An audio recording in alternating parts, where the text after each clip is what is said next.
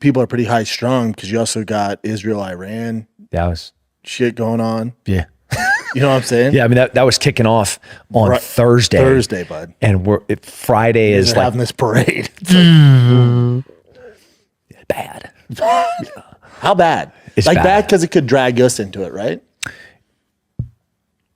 You're like the perfect guy to talk to about this. Yeah. I mean, And it just to be clear, and people are like, yeah, no shit. Like I need Israel-Iran issues for dummies. You know, like I know they want to get rid of their nuclear bomb like capabilities, right? Yep. And that's kind of the whole goal. that was the goal of these strikes. 90 seconds. The Houthis, Hezbollah, and Hamas are all proxy wings of the Iranian military. Okay. So the three terrorist organizations that have been attacking Israel for the past 10 years, all of those are being funded by Iran. That's a problem. Yeah. So like the October terrorist attack, horrific, right? Funded by Iran. They paid about $200 million over the course of 4 years in preparation for this attack. You know, so they were providing training and assets, resources for the October terrorist attack, funded by Iran. Jesus. Really bad, right? The goal was to make it so bad that Israel would respond disproportionate to what happened, disproportionate to like rape and torture and murder of like women and kids.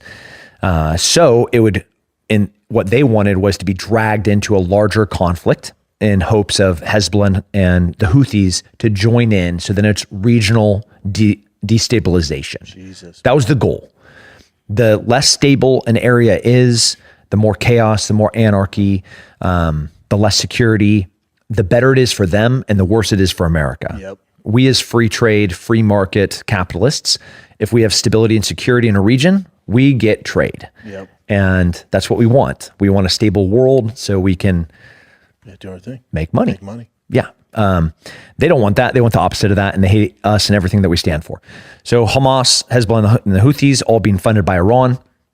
Iran, all the while, is developing a nuclear program.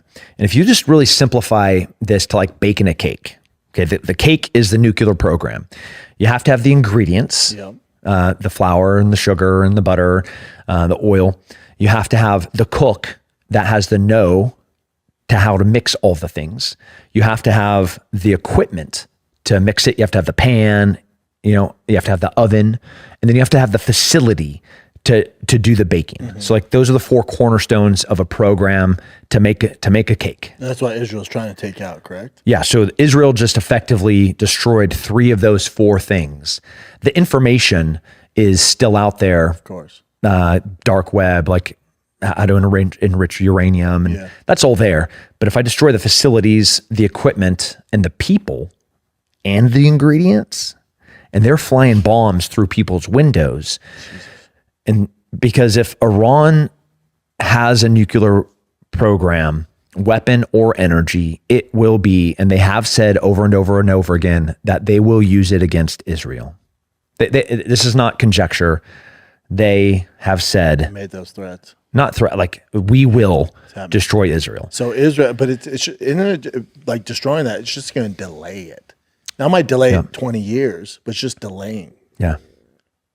I mean, the nuclear bomb's been around since 1945. Right. And 5 countries haven't. So delaying and impeding people's ability to be able to have that responsibility to pretty stable nations. And especially one that has been using proxy radicals to try to wipe you off the face of the planet. It's a problem. It's a problem. But the issue would be for Americans is dragging us into World War III, right? Yeah. I mean, that's what they want. That's what they want. Yeah. And that would happen if they attacked Israel. If they attacked Americans, and they tried last night over Erbil, we shot down Iranian drones that were looking to target American troops. And that's at the American embassy there? It was at a military base. Yeah. Love him, hate him. President Trump does not want to be in a prolonged war. He doesn't want a war. And but there is a military industrial complex that would love us to be dragged in. Yeah. A lot of money in it. Having just come out of 20 years of war, I've been in the military for 20 years. I'm pretty good on not going back to war. Knowing what you know about war and the stuff you've done, would you let your kiddos sign up for it? I mean, you're gonna have no control, but I'm just saying, if someone's like, "Hey, it's up to you, man," would you encourage them to do it? No, I don't want my kids to fight or ever see war. Right. No.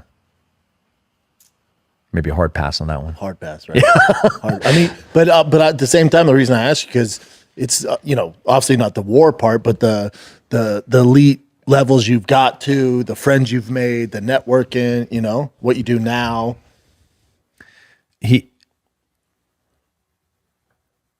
But like, you wouldn't want your kids to fight it's tough, right? Yeah.